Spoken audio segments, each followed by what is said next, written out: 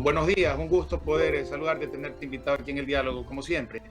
Eh, bueno, estos días hemos visto, estas últimas semanas hemos visto que el presidente de la República, Daniel Noboa, ha enviado dos proyectos de ley económica urgente a la Asamblea Nacional en un lapso de 10 días dentro del mismo mes.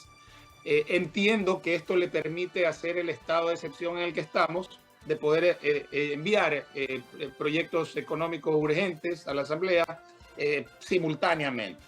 En el un caso para frenar el tema de la economía criminal, es como más o menos se la determinó la ley, y en el otro caso la reforma a la ley de contratación pública en la que se busca transparentar por un lado y agilitar por el otro procesos de contratación. Hemos visto casos emblemáticos a través del tiempo y el último de ellos el caso de Progen, que aún no se dilucida cómo va a resolverse eso que se compra y que ahora resulta que no es compatible. De estos dos proyectos de ley que has tenido la oportunidad de analizar, ¿qué es lo más potente, qué es lo más efectivo, o se trata solamente de decir estamos haciendo algo para poder comprar un poco de tiempo? Buenos días.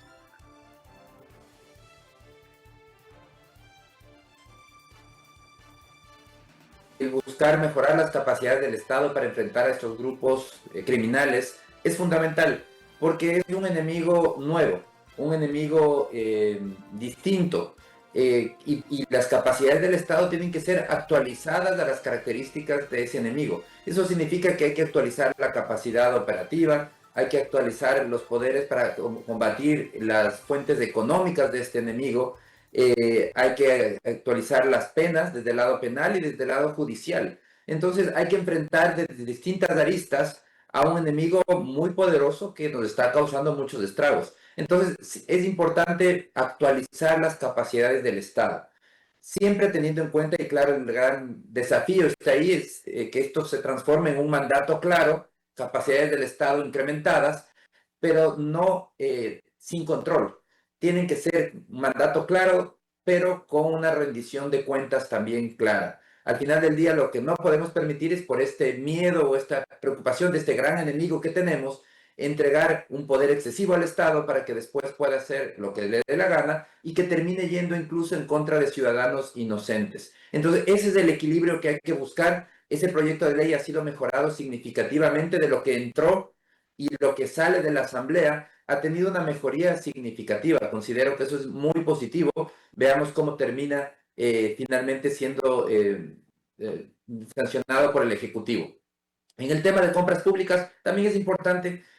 Hay que seguir mejorando sus procesos de compras públicas. El proyecto plantea reducir el número de mecanismos de compra pública, que en la actualidad existen algunos, y para tratar de controlar la corrupción que existe en las compras públicas. Necesario, importante. No son, hay que estar muy claros, si bien los dos temas son positivos, en materia económica al menos no son trascendentales. El tema trascendental en materia económica pasa más bien por esas reformas constitucionales que abran la puerta a la inversión en todos los sectores. Eso requiere de reformas constitucionales que deberían estarse tramitando de manera urgente, pero que ni siquiera se les ha presentado todavía. Entonces yo sí creo que hay grandes falencias en materia de reformas económicas para hacer que la economía crezca. Estos dos proyectos son importantes, pero no van a generar más crecimiento económico. Los temas fundamentales de que requieren de crecimiento económico, para tener más crecimiento económico, están todavía pendientes. No te escucho, Mauricio, estás en silencio.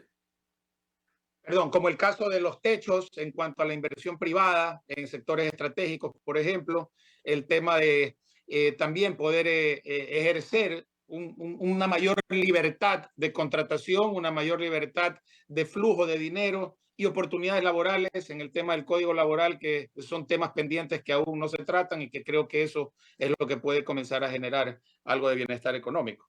Definitivamente, ¿qué es lo que se necesita? Hay reformas constitucionales en materia económica fundamentales. La primera es eliminar las barreras a la inversión privada en los sectores estratégicos. Se establece que son monopolios estatales.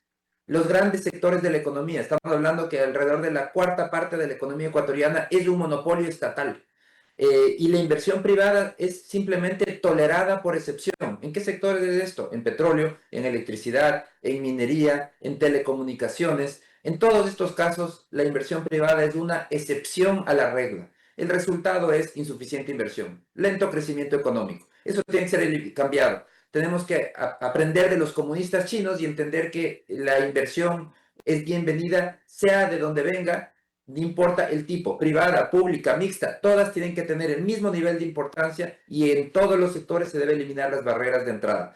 Un segundo tema importante en reforma constitucional, eliminar la prohibición a los arbitrajes internacionales. Obligamos a los inversionistas a confiar en una justicia local que ni nosotros mismos confiamos. Eso es un absurdo. Necesitamos eliminar esa prohibición. Tercer tema, eliminar la restricción al trabajo por horas. Los ecuatorianos se pierden la vida buscando un trabajo por horas en Estados Unidos, pero en el Ecuador dicen no, que no exista trabajo por horas. Preferimos ser desempleados, morirnos de hambre, pero trabajo por horas no va a existir. Entonces es un absurdo cuando ese es un mecanismo que permite crear muchos nuevos empleos adicionales a tiempo parcial, empleos de pocas horas a la semana. Esto de aquí lo que permite es generar ingresos a hace gran cantidad de personas que actualmente no los tienen. Un cuarto tema, hay que eliminar esa prohibición al uso de semillas transgénicas en el Ecuador. Es un absurdo que en la Constitución establezca que no podemos usar semillas transgénicas cuando es un mecanismo para tener mucha más productividad. El mundo tiene ahora un excedente de alimentos gracias a que se ha habido una mejora genética en las plantas, en los cultivos. Los cultivos de soya ahora, para ser competitivos en soya, solo puede ser con transgénicos, no hay otra alternativa. Por eso es que Ecuador no es competitivo en la producción de soya. Hay países de la región que exportan soya. Claro, esta prohibición es tan absurda que dice que los transgénicos son malos para el ser humano, pero en la Constitución dice sí se puede importar transgénicos, sí pueden los ciudadanos consumir transgénicos, lo que no pueden es sembrarlos en el país. Un quinto tema, hay que colocar una restricción a los gastos sin financiamiento, es decir, que el fisco es un mínimo de responsabilidad fiscal. Si el fisco va a gastar, tiene que tener financiamiento. Y el sexto tema tiene que ver con los riesgos de la dolarización. Prohibir la emisión monetaria y prohibir el financiamiento del Banco Central al gobierno. Ambos temas están en la ley, pero lo que tenemos que hacer es subirlos a nivel constitucional para de una vez por todas tener un candado sólido a la dolarización. Clarísimo, Alberto, 100% de acuerdo con lo expuesto. Estamos en esa misma sintonía. Esperemos que la Asamblea y el gobierno aprovechen esta ola de apoyo que tiene de los sectores políticos que no está garantizado de por vida. Un fuerte abrazo a la distancia. Cecilia tiene más inquietudes para ti desde cabina. ¿Qué tal? ¿Cómo estás, Alberto? Disculpa.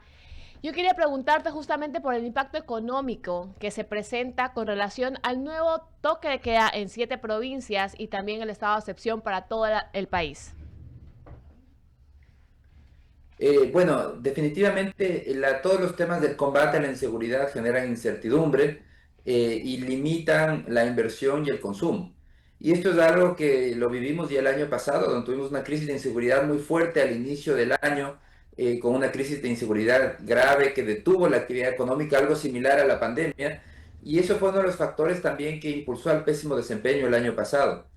Implicó un desafío para el sector financiero que tuvo que reclasificar el riesgo, las provisiones, tuvo que hacer provisiones de cartera en negocios que antes eran perfectamente viables, pero que por el tema de la inseguridad pasaron a ser de alto riesgo. Entonces tiene un costo económico muy importante y por eso es que este combate a la inseguridad tiene que darse, es importante, pero hay que entender que es necesario mejorar los niveles de seguridad para que pueda haber más consumo y más inversión y que la economía se pueda dinamizar. Pero estas herramientas tienen realmente un efecto en la seguridad, porque hemos pasado los últimos años de estado en excepción a estado en excepción. Bueno, es que realmente el combate a la inseguridad yo creo que tiene que ir también por el lado económico. Hay que trabajar de manera mucho más profunda para que el país deje de ser tan competitivo para el comercio de droga, para exportar droga. Porque la droga no se produce en el Ecuador, la droga solo transita por el Ecuador y llega a los mercados internacionales.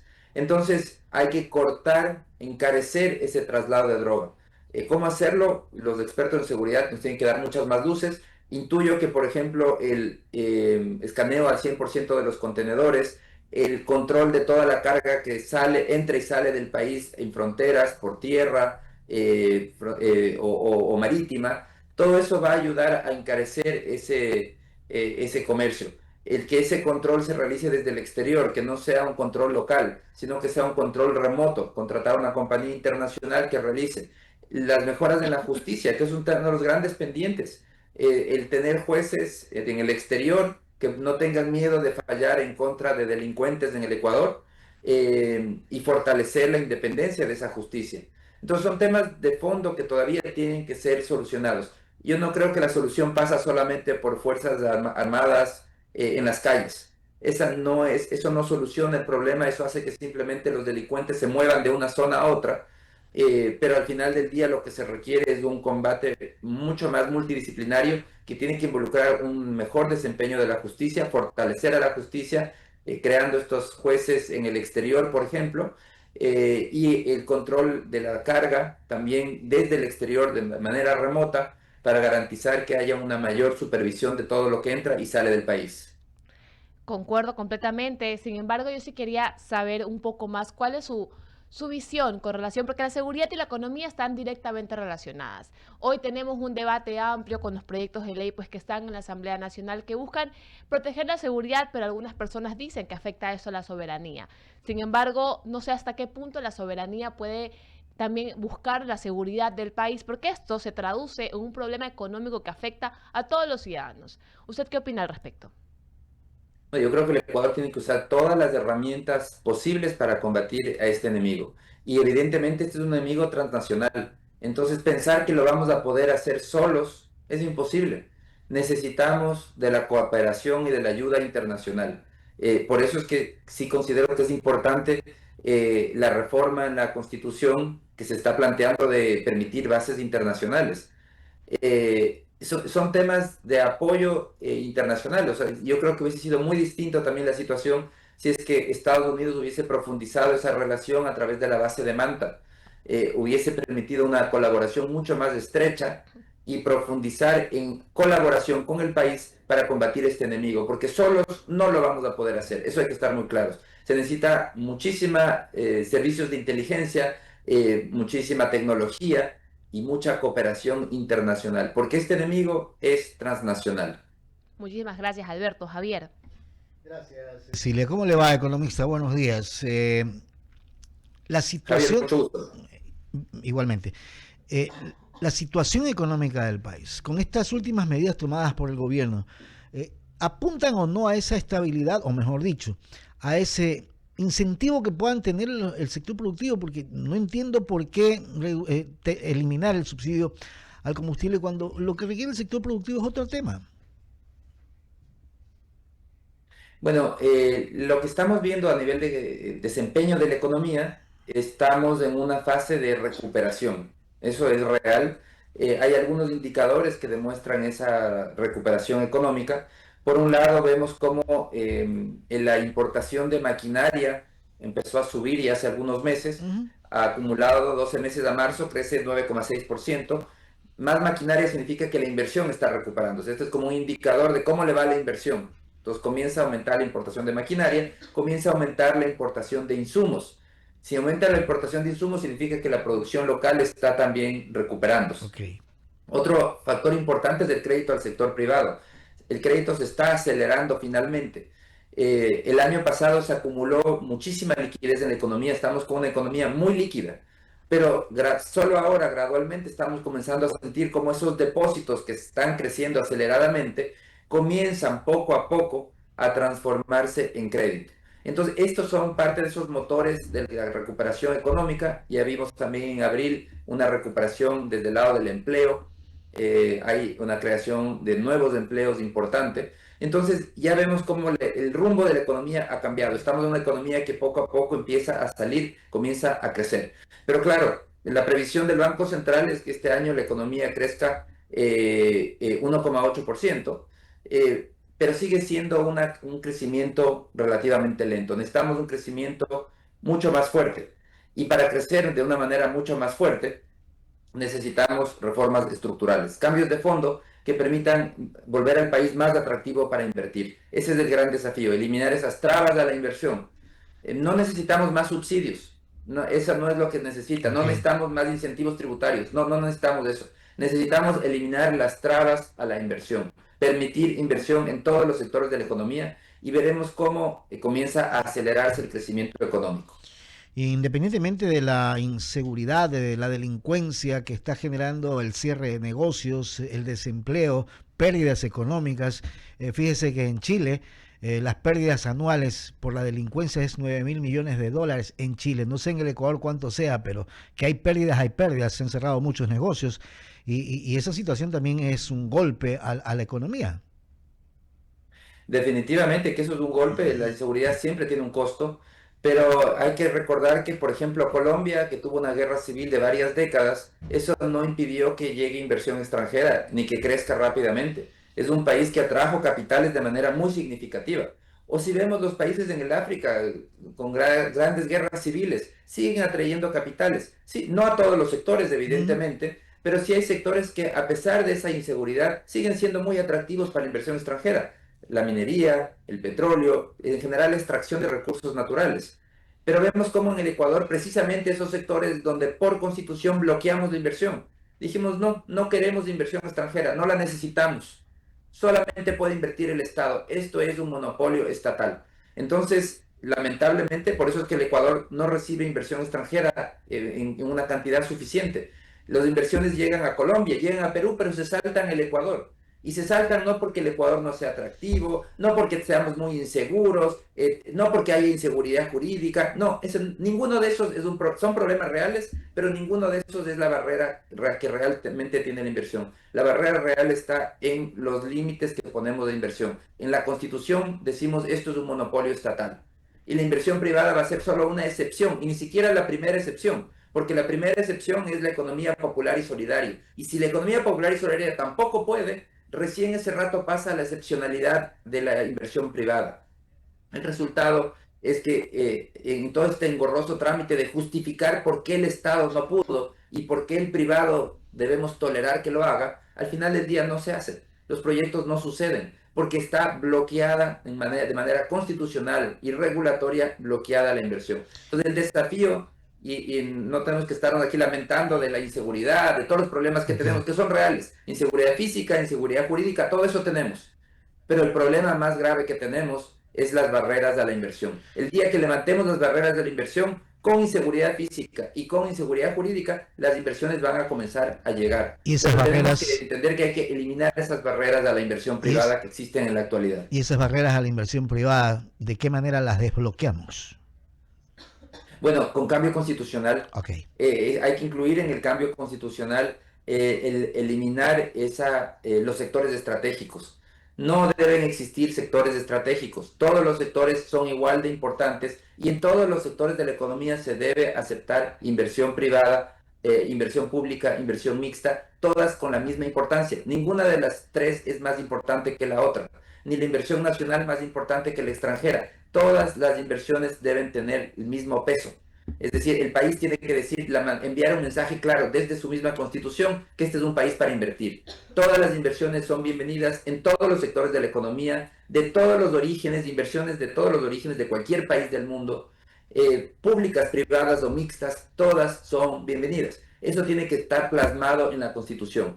Y desde la reforma constitucional en este tema, tenemos que ir hacia una reforma de las leyes y de las normativas para que en la práctica se abra la puerta a la inversión. Tenemos que abrir la puerta a la inversión si queremos crecer. Ese es el gran desafío del país. Decisión política es lo que hace falta en nuestro país. Le voy a dar el paso a Jaime Velázquez para que continúe con el diálogo economista. Gracias de mi parte, Jaime. Gracias, Javier. Un placer tenerte por acá, Alberto. La verdad es que te voy a hacer la pregunta de lo que está sucediendo el día de hoy con respecto al sacar el subsidio al sector pesquero, es decir, del diésel. Y si bien es cierto, es una medida en la cual en muchas ocasiones te he escuchado decir que tú estás de acuerdo en no subsidiar las cosas, pero en este caso específico, ese subsidio que creo que llegan a los 16 millones de dólares al año, que no es mucho, ¿no es verdad? Realmente más bien impacta la productividad y no impacta en las arcas fiscales. No sé si es que, me explica, no sé cómo lo podrías tú mirar al respecto. Mira, yo creo que en tema de subsidios hay que estar muy claro, hay que ir hacia una racionalización de los subsidios. El subsidio tiene que ser para los más pobres, para quienes realmente lo necesitan. Ahora, cuando hablamos del sector productivo, hay que trabajar en la eliminación del subsidio. No se trata solamente de eliminar el subsidio y ya. No, hay que trabajar en construir competitividad en el sector productivo. Entonces, en el caso del subsidio pesquero, ¿qué implica el desafío para esos sectores? Que ahora tienen que modernizar sus motores por motores más eficientes, tienen que transformar esos motores. Y eso requiere primero financiamiento para poder hacerlo, y me parece muy importante lo que ha pedido el sector, que el Estado les permita importar directamente combustibles, porque ¿por qué tienen que pagar las ineficiencias de Petroecuador? Y esto aplica para todos los sectores productivos. Tenemos que comenzar a pensar desde la política pública que el objetivo es hacer al país competitivo. A un país competitivo no se lo hace con subsidios, se lo hace con bajos costos de producción. Entonces, si el sector privado puede comenzar a importar directamente combustibles, todos, no solamente la pesca, todos los sectores, no tiene que pasar por el monopolio ineficiente y corrupto de Petroecuador. Entonces puede tener combustibles más baratos, eso es competitividad. Si permitimos que se desarrolle la actividad, el gas natural, algo que Petroecuador lo ha impedido, por eso es que en el Ecuador usamos menos del 1% de la energía que consumimos es gas natural. En América Latina en general el promedio es 30% es gas natural. El gas natural para la industria es un combustible muchísimo más barato que el diésel. Eso es competitividad. Entonces vemos cómo el Estado tiene que comenzar a eliminar esas barreras que ha impuesto, que impiden la competitividad. Entonces la solución no es ni más subsidios ni mantener subsidios, la solución es eliminar todas esas barreras que impiden la competitividad, los costos de la energía por ese monopolio de Petroecuador, y eso aplica para la pesca, aplica para otros sectores productivos también, en donde no se ha permitido el uso del gas natural, donde se sigue buscando cómo limitar el ingreso del gas natural al país, y con eso se destruye competitividad. Entonces hay que trabajar en unas políticas transversales para todos los sectores de la economía de construir competitividad, y lamentablemente el gobierno no ha ido en esa línea. El gobierno hasta ahora ha priorizado el tema fiscal. ¿Cómo le saco más plata al sector productivo? ¿Cómo le saco más plata a los ciudadanos? No podemos olvidar que, por ejemplo, desde el 1 de enero, las maquinarias, los bienes de capital, pagan un impuesto a la salida de divisas del 5%. Es decir, ahora invertir es más caro. Destrucción de competitividad. Correcto. Y desde mayo, los insumos pagan el 2,5%. Entonces, desde ahora, producir en el Ecuador es más caro. Conclusión, mejor es producir en otros países, porque en el Ecuador es más caro. Entonces, sí, hay que repensar la estrategia para tener una estrategia transversal de competitividad. Hemos estado con el economista Alberto Costa Burneo. La verdad es que es un placer tenerte por acá, Alberto, y espero volverte a escuchar en los próximos días o próximas semanas. Muchas gracias por tu tiempo. Muchísimas gracias, siempre es un gusto. Con esto nos vamos a un pequeño corte comercial, compañeros, y regresamos enseguida. Nos vamos al corte.